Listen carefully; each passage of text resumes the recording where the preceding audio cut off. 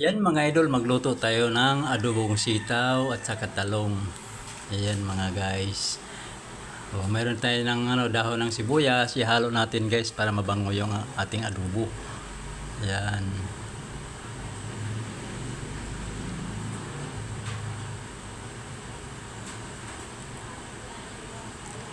Kasan muna natin mga idol.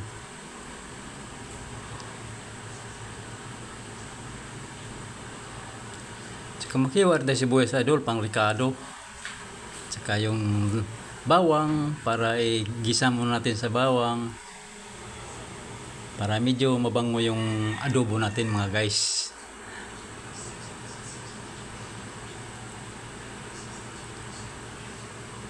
Yan. Tsaka may sibuyas dahon tayo mga idol ha. Anghang yung mata ko sa sibuyas mga guys.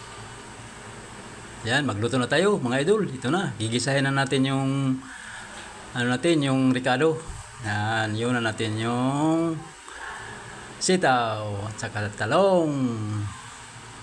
Sarap yan mga guys. Yan. Sa lagyan natin ng tuyo mga idol, panimpla natin.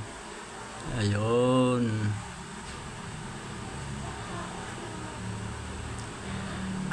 Ayos, sarap.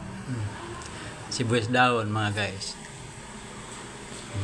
Kain na tayo mga idol. Masarap yung pagkain natin, yung gulay adobong talong. At saka mas lalong masarap guys yung i-like niyo at saka share. Thank you sa inyong panood mga guys. Kain muna ako.